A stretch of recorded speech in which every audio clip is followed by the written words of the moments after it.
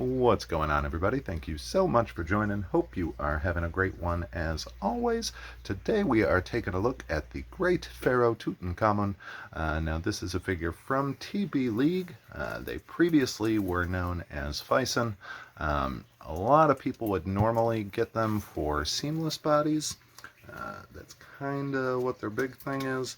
So if you're doing like a custom figure build or repairing the body of a damaged figure, or even, buying one just that you think looks a little cooler, if you're like me and you hate articulation spots that you can see, you might want to do a little body swapping type thing. Normally you'd go to those guys. They make amazing seamless bodies, but they also do full figures, and that's what we get to look at today. Now, I haven't actually gotten a full figure of theirs yet, so I was kind of excited just to see how this one looks. I did sort of look at a few different options, but then I saw this, and I honestly, I really thought he'd be a lot of fun to pose with my Jawa figures, and also with my Gara figure that'll be coming eventually. So he seemed like a really cool one to go with. Also, I've always been a big fan of this guy. I always thought King Tut was a very cool character from history, and they made a very interesting figure out of him from what I can tell. Now he does also come with a really, really neat chair, which we'll take a look at some point. And you can also get him in white. I would probably lean towards the black one, obviously, since I got that one myself. But I do think it looks quite a bit cooler than the white one does. Also, if you're anything like me, white's got the possibility of, getting some stains, that sort of thing. Might accidentally get some Cheeto dust on it. Who knows? Whatever your jam is. Now, I have heard that he does require a bit of assembly, and there's not really any actual instructions. You do get some tips on the body, what you shouldn't do, how to care for it, all of that good stuff. Definitely important to look through this, especially if you haven't had a seamless one before, because it is going to really help keep the figure going for a good long time and prevent unnecessary damage, if you will. Ooh, that looks fun. Now, one of the main reasons that I honestly wanted this guy was just because of the death mask, which in this case is the head sculpt. But we're going to go ahead and start with that, if I can get it out of here. There we go. And that is pretty dang gorgeous. Now, he does have interesting kind of... I'm not really too sure I like the eyes, and they almost just kind of look hollow.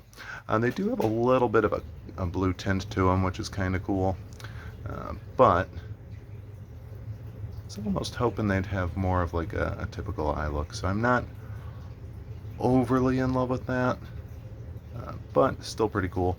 They did get the snakes on the headdress right, which is nice, so that's kind of fun. And that does have a pretty standard neck peg, if you were wondering. And I can sort of see what people meant when they said you had to put him together. There is a lot of stuff in here which I'll kind of need to gradually put on him to complete the figure. Shin Guards, the upper armor there is pretty obvious how that's going to pop on, but might have to play around with a little bit with him to get him just right. But that's okay. That's part of the fun. Now, one thing I'm going to say right off the bat is this guy is hefty.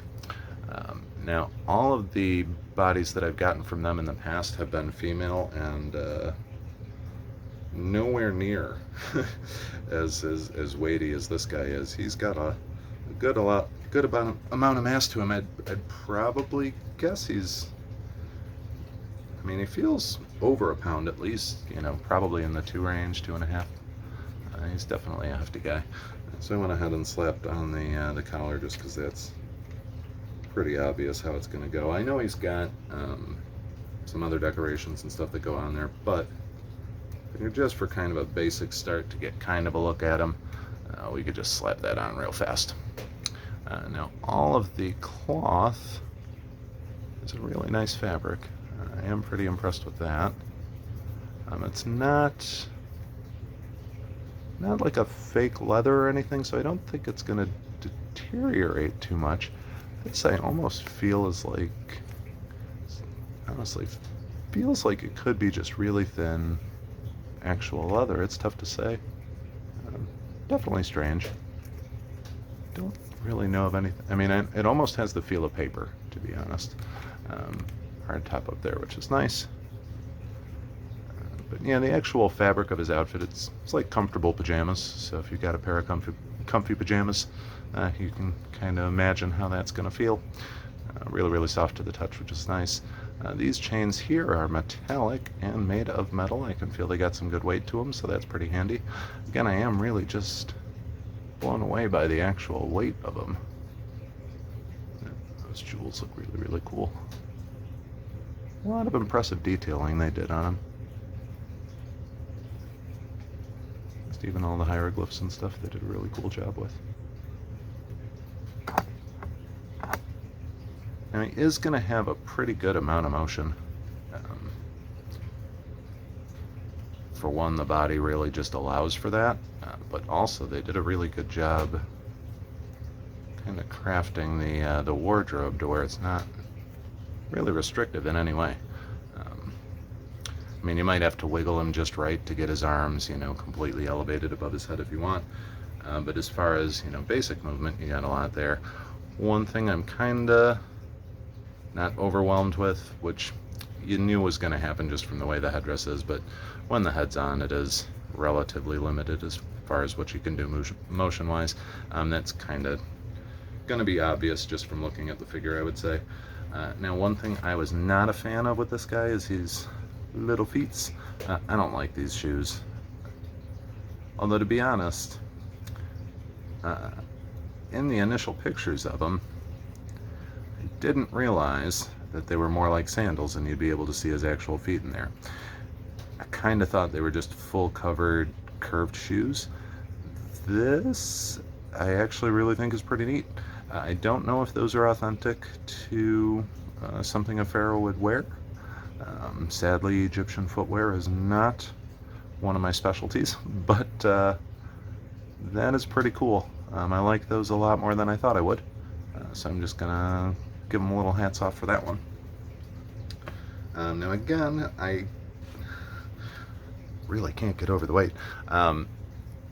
You get a lot of motion. It's one of the good things with Bisons. They're really well known for mobility. Just to give you an idea what I meant by seamless, if you aren't familiar with it, you could see his knee. It's basically a steel skeleton inside of like a silicone body. Now the body over time, they do tend to deteriorate and rip. You can care for them and prevent that from happening if you're lucky. Just really heavy environmental control is basically your only option. But I think the honest way to look at it is that it's going to happen at some point. So you probably will need to swap this body out sometime down the line, depending on what happens with him. If you do something where it's like a tear inside the elbow, no one's going to see it, so you're not really going to have to be too worried. Now, one thing that does kind of concern me about this guy is the way his sleeves are on his hands. I have a feeling you're not going to be able to do a lot of hand swapping easily, just because you're going to have to constantly undo that, pull that around the thumb, and I just worry that that's going to kind of wear down over time. So I am a little not in love with that aspect of it, but that's okay. Now we're going to set him over here to the side for now, just so we could take a look at everything else that comes in here. Now he does have these fancy shin guards, which I am not going to really play around with yet. They are somewhat pliable. I'm not looking forward to trying to get these on the body. Full disclosure, there's a reasonable chance I'll give up. You're gonna have to take the feet off. I'll probably use my hair dryer to warm this up a bit. Usually when the plastic's warmer, it's going to be a lot easier to move. So I'll probably end up going that route just to see if I can get a little extra play out of those, and that might be the case with these as well. These are going to go on his hands. These look a little more reasonable. That is really cool looking. Got a very good weathering effect to them, I'll give them that.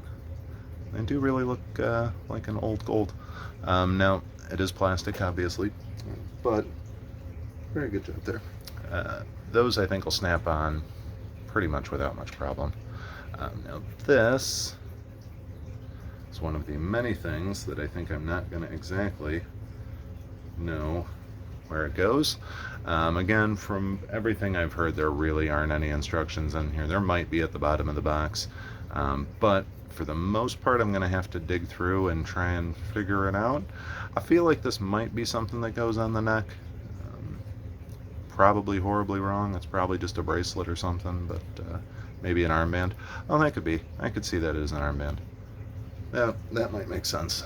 And then I'm guessing this here snake fella would be another one for the other side. That's really cool looking. Let's see if we can get that a little better focused. There we go. So I'm going to assume those are for the biceps, one on each side. I might be wrong, won't be the first time, but that at least kind of makes sense. So I'll play around a little bit with the actual photo of the figure, just to see if I can kind of ensure that's where he goes to. Now he does come with some extra hands, like I had mentioned. We'll pull one out just to take a look at it, but again, I have a good feeling I'm not really going to use them. But for those wondering, he does come with a pointer. Listen here, you. So that's kind of fun. Not really overly impressive paint scheme by any means. I mean, it's certainly not bad, but really just kind of plain Jane. Nothing too special. And again, just because of the way the sleeves are, I have a feeling I'm not going to see a ton of use out of it. Now this should be most of his other fun stuff. And then we can take a look at that chair as well. Alright, so this I believe goes over his shoulder. I don't remember which one, and I'm not entirely sure how it attaches. So that's going to be another fun thing that I'll have to play with. It does have a really nice fur feel to it. It feels like fake leather, but really does look cool. Very nice texture to it. If it is fake leather, which it probably is, it's going to crack over time, I'm guessing. So that's a little bit of a bummer. So it might need some upkeep. Can't imagine it would be real. It would be too costly for that. So might need to be mindful of it. A lot of times things like moisture control can go a long way, but honestly something like that, I have a feeling you're just going to run into issues with. Now this spear is freaking awesome. That just looks amazing. Really cool hieroglyphs on the actual blade. Obviously not sharp. It's plastic, but that's okay. That's cool. I'm really impressed by that skull there too. The handle's pretty dang nice. And then you get a pretty dang cool pommel as well. And of course that you could club and beat people with as well, so it's sort of dual wield. So I find that fun.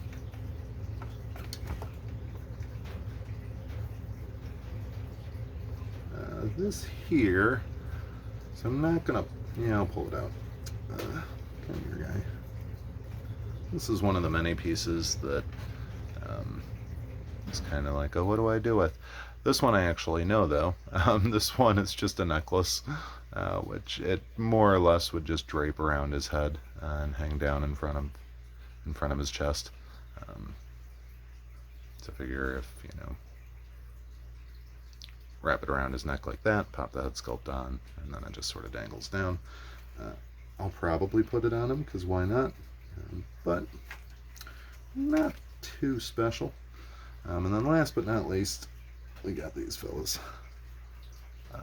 Now I'm sad that this doesn't move. I feel like it should, but that's okay. I want to say this part should pretty much be flexible, but I'm not an expert on that, so I could be wrong there. And then he's got the basically shepherd's hook. Now in the coffin, I think his sarcophagus, he was holding them and they were crossed. Might have that flip-flopped like that. Don't really remember. It's been a while, but it's cool that they give you those. It's kind of fun. And it does look like there's something else underneath it, which I'm thinking might be just a generic stand. Nope, I lied. That's his cape. Let's see if I can just slide out nicely. I'm definitely not going to pull it out. Oh yeah, I will. I lied.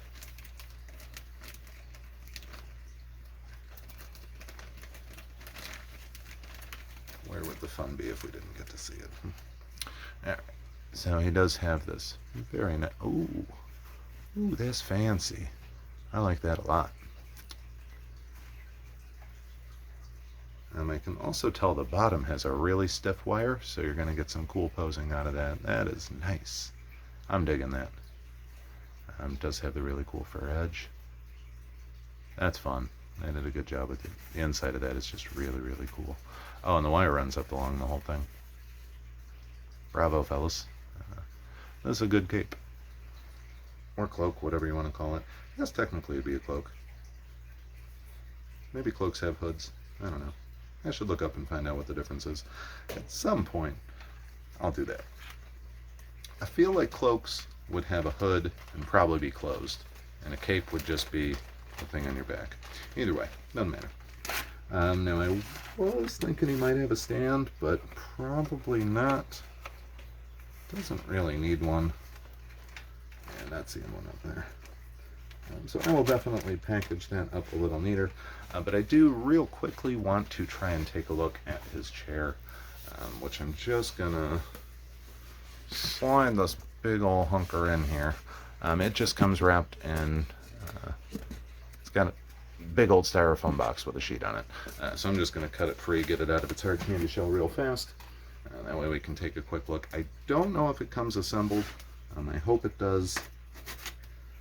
If not, I'll show you the parts, and hopefully it won't be anything too complicated.